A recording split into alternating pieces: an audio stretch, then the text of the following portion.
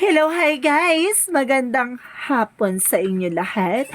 This is Chirpa Masagari Channel, a faith healer, also mata reader. So ngayong hapon, natatagan natin ang nagsabihin sa inyo ng ating mga gabay. This is a weekly gabay for the month of November 17 hanggang November 23 for the sign of Scorpio. So, Scorpio, welcome to my channel. Ano kayang messages, advices, sa spirit guides ang ating masasaga for today's video? Kanino naman kayang energy or kaganapan sa buhay ng mga Scorpio signs ang ating mahagilap? So, guys, this reading is a journey din lamang, hindi lahat makaka-resonate. Kunin lamang po makaka-relate sa inyo and comment down below kung kaninong energy ang ating nasagap. And of course, don't forget to like and subscribe my channel and hit notification bell for more videos update. And of course, maraming salamat po sa mga walang sawang pagsuporta sa aking channel, lalo na hindi nag-escape ng ads. Naway pagpalain po kayo ng Diyos at may kapal, siksik digdig nag-uumapa ang biyaya man ang balik sa inyo. So guys, kumapit ka dala ito namin sa iyo ng ating mga gabay.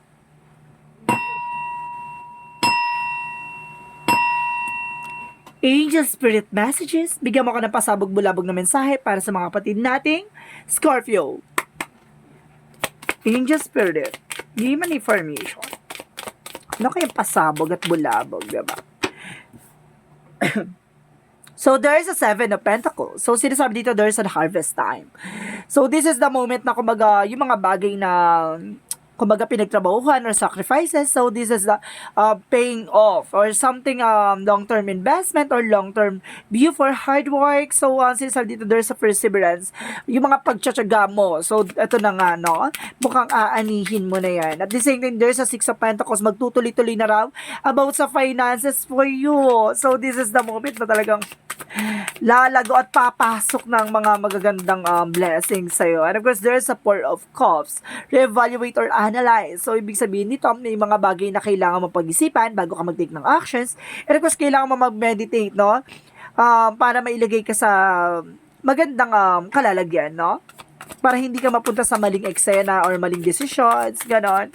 At the same time, there's Page of Wands. So, there's a good news. So, may magandang balita dito, no, na nag-aantay sa'yo. Something discoveries and something potential for new beginnings. And of course, sinasabi dito, there's Six of Swords, transition. So, meron talagang pagbabagong magaganap dito. Kumbaga, this is the moment na parang kumbaga makakaalis ka na sa situations. And of course, parang makaka-move on ka na sa mga pinagdaanan mo. And of course, there's a Five of Swords. There's a self-sabotage or something conflict, no? Kumbaga sinasabi, mag-ingat ka dito kasi baka magkaroon ng complications dito. And of course, there's a disagreement or something na kailangan mong pag-ingatan. So, let's see what is the Seven of Pentacles. So, there's a Six of Wands. There's a victory and success. So, talaga magkakaroon ka ng pasabog dito by the Six of Wands. So, ang Six of Wands is a victory, success, public recognition, or something na, kumbaga, nagkaroon ng pasabog at bulabog sa'yo na about sa finances. Kumbaga, this is the moment na makukuha mo na yung mga bagay na pinaghirapan mo. No? So, let's see what is the Six of Pentacles, sorry. So, there is a Knight of Swords, sorry. There's a Knight of Swords. So, sinasabi dito, there's an information na magkakaroon ka ng success dito. No? At pabilis ng pabilis. Ganon. Kumbaga, ang pagpasok ng finances sa'yo ay lalago talaga at talagang magtutuloy-tuloy. At the same time, there's a Five of Wands. So, ito yung sinasabi na re-evaluate or analyze. No? Mag-meditate ka nang sa ganon, hindi ka mapunta sa alanganing situations. At sinasabi dito, there's an Five of Wands, there's a conflict, disagreement, debates, no? Kumbaga ito yung dapat mong pag-ingatan. Nang sa gano'n na hindi ka magkamali sa mga decision mo sa buhay, no? So, let's see what is the Page of Wands. Let's see what is the Page of Wands. And of course, there's a Page of Swords. Information, no? Sinasabi dito, get new ideas and curious pagdating sa mga bagay-bagay. And of course, dagdagan mo pa yung knowledge mo or something, kaalaman mo sa isang bagay na yan. And of course, marami ka naman makukuha balita at good news. So, let's see what is the Six of Swords. Pero kasi sinasabi dito, there's a justice card, there's a balance, no? Magkakatoy makukuha mo yung hustisya at makukuha mo talaga yung, kumbaga, nararapat sa'yo. There's a fairness and truth, clarity and equality. So, there's a balance. And of course, kung nagkaroon ng cause and effect sa'yo ang isang bagay na gumawa ng isang tao, kumbaga, babalik sa kanila in the right way. And of course, sinasabi dito, there's a six of transition, kumbaga, magbabago na yung sitwasyon. So, let's see what is, kumbaga, sinasabi dito na, kumbaga, yung mga bagay na ginawa nila, kumbaga, inagaw nila yung mga bagay na dapat sa'yo. Kumbaga, this is the moment na babalik sa kanila yung ginawa nila. So, magbabaliktad ang mundo. Kumbaga, sila yung dating nasa taas, ngayon ay bababa na sila. 'Di ba? Ganun yan. So, let's see what is the five swords. And of course, there's a four of wands. So, there's a celebration. So, magkakaroon doon ng celebration dito, no? And of course, kumbaga, there's a wedding, something joy and harmony, and of course, there's a homecoming. So, let's see what is the seven of pentacles and the six of swords. And of course, there's the lover. So, some of you talaga magkakaroon kayo ng victory and success with your loved ones and with your partner and with your marriage. Na kumbaga sa inyong mag-asawa, sa inyong mag-partner. So, magkakaroon kayo ng tagumpay dito. Na sa larangan ng pag-ibig at finances. Love and career. So, what is the Six of Pentacles and the Knight of Swords? So, there's a Two of Swords. There's a decision. No, kailangan mo daw mag-decision dito as soon as possible nang sa ganun, kumbaga, magtuloy-tuloy na yung mga magagandang eksena. So, let's see what is the Four of Cups and the Five of Wands. And of course, there is the Devil. So, ito yung sinasabi, no? May mga offer na kailangan mong maging aware, no? There's a re-evaluation. So, sinasabi sa'yo dito, there's a conflict na magkakaroon ng cause and effect sa'yo. So, ibig sabihin dito, kailangan maging maingat ka at huwag padalos-dalos sa mga desisyon, sa mga bagay-bagay. Kasi may mga offer tayo or something, kumbaga baka may mga mangungutang tapos gagawin kang guarantor or something naman na may mga information chinismis sa iyo tapos 'di ba tapos ang ending ikaw pa pala yung nagchismis ganon. Kumbaga maging aware ka sa mga bagay na matatanggap mo, no, sa lahat ng bagay, verbal man yan, informations or something material, no. And of course there is the Nine of Cups. There's a wish fulfillment. So unti-unti nang matutupad yung mga pangarap mo. There's the wishes coming true. Talagang and of course there's a satisfaction. So, let's see what is the Six of Swords and the Justice. Pero kasi sinasabi dito, by the Page of Cups, listen to your intuitions. Listen to your gut feeling. No? Lagi ka makikinig sa gut feeling mo at sa iyong inner voice ng, para mailagay ka sa dapat mong kalagyan. Diba? Let's see what is the Five of Swords and the Four of Wands. And of course, there is the King of Pentacles, there's a practicality. So, kailangan maging practical ka. Hindi dapat nagbibigay ka ng information kahit nino man or kahit naman sa mga tao sa paligid mo. Even yung pinagkakatiwalaan mo, huwag ka dapat magbibigay din ng information. Kasi, tendency baka magkaroon ng self-sabotage. At the same time, there's a Page of Pentacles na sinasabi, there's some new manifestations and new opportunities, new ideas na baka mag-reflect sa'yo. So, there's a financial opportunities na darating sa buhay mo na kailangan maging secure ka. 'Di ba? Baka maagaw yung ideas mo or something, strategy mo. 'Di ba? Be aware. So, let's see what is the outcome. Let's see what is the outcome. So, ang pinaka-outcome dito for you is 8 of Wands. So, there's a fast communication and fast movement. Some of you, there's a trouble. And the Tower moment, there's a sudden changes. Now, may magbabago dito like a revelation or disaster or a release or something awakening. Ganon. Diba? So, tignan natin kung this is a negative or positive by the Tower moment. So, there's the Five of Cups. So, sinasabi dito, there is an acceptance. May mga bagay na dapat mong tanggapin, no? May mga bagay na pagbabago sa eksena na, kumbaga, unti-unti mo na matatanggap siguro and moving on, no? So, let's see what is additional messages. Overall, for this, and of course, sinasabi dito by the Hangman. So, there's a new perspective, new plans, and new ideas. No? Kumbaga, kailangan mo nang baguhin yung mga pananaw mo, yung mga way on how to talk, kasi dapat maging maingat ka na, no? At hindi ka na dapat nagbibigay ng information, lalong-lalo sa mga tao sa paligid mo, kasi punong-puno na sila ng inggit, no? Sa katawan. So, kailangan maging aware, diba? So, let's see what is the Love Oracle card. So, what is the Love Oracle card for you? What is the love oracle card for you? So there's a engagement ring. Some of you ha, kumbaga may kasalang magaganap or there's an engagement or partnership, like a union, and of course there's a commitment, and of course there's a self-indulge. Focus on yourself. So mag-focus ka daw sa sarili mo. Some other side naman dito. On other side, kailangan mo daw kumbaga mag-alagaan yung sarili mo, pangalagaan yung kung ano man ang meron ka, time to heal, no? Hayaan mo munang gumaling ka sa anumang uri ng sakit. Pagdating sa heartache, no? Kumbaga heart pain, something. Kumbaga may mga pinagdaanan ka pagdating sa relasyon. So this is the moment na kumbaga pahalagahan mo yung sarili mo. So let's see what is additional. Ano kasi dito sabi dito, there's an heartbroken. Some of you, there's an heartbroken. Kumbaga there's moving on. At the same time, there's a person na kumbaga makikilala mo na. Of course, there's a love life, no? Kumbaga, there's a lot of information dito. May heartbroken siya, there's a separations or single, and of course, there's a marriage. So, there's a lot of opportunities, there's a lot of options dito or something na information regarding sa love involvement. No? It's either you are single, you are separated, or you are married, no? Or you have a partner. So, parang ganun. So, let's see what is the magical fairy messages for you. So, what is the magical fairy messages? So, there is a marriage.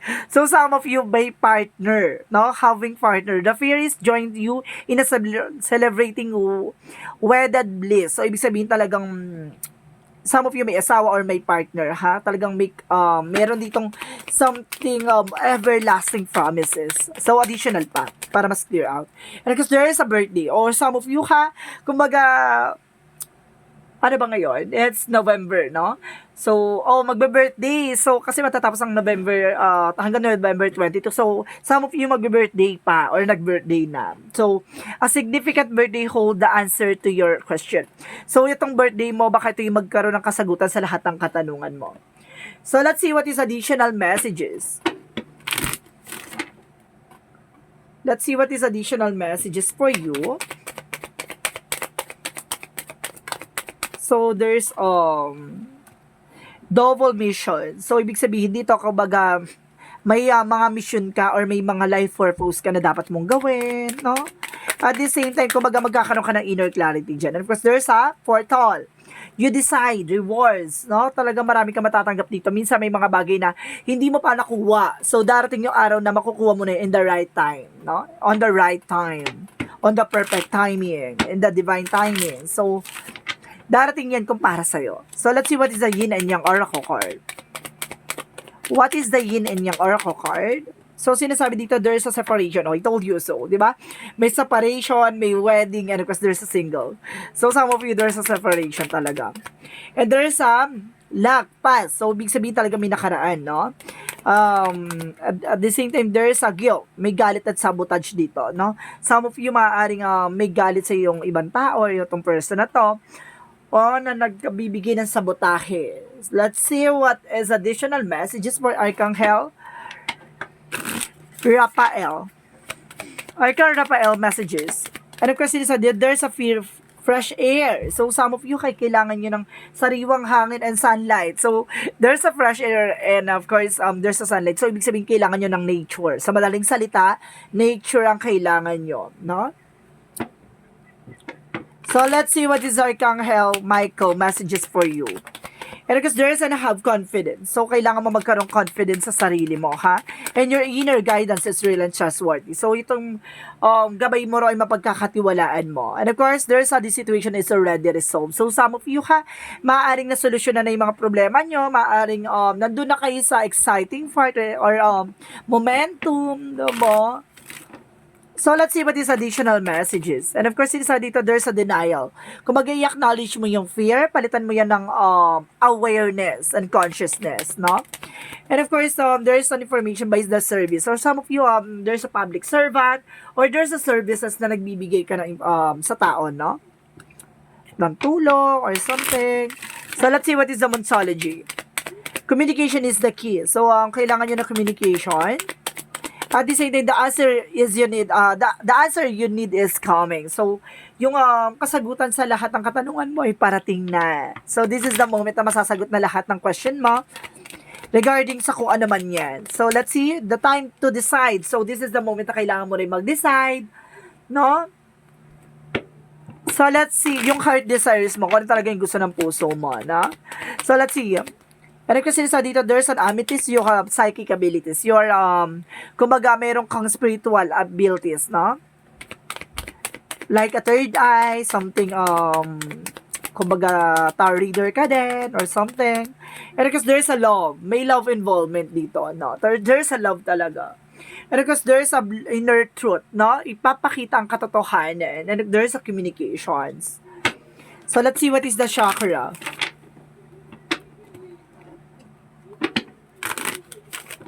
Let's see what is the chakra.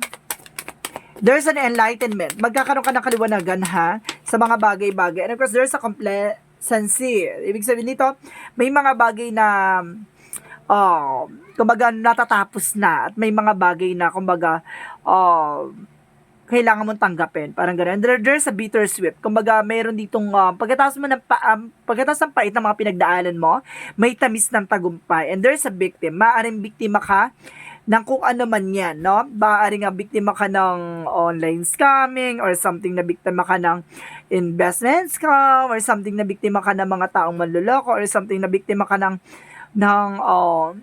pinaasa, diba? Maraming victim dito. So, let's see what is additional energy. And of course, there's a community pala, sorry. There's a community. So, some of you, there's a circle of friends, diba? There's a lot of circle of friends. And there's a contract. So, meron ditong kontrata, no? Maaaring makabili ka ng bahay, sasakyan, or something, no? So, let's see what is the romance angels. So, let's see what is the romance angels. What is the romance angels? Children. So, some of you may mga anak na.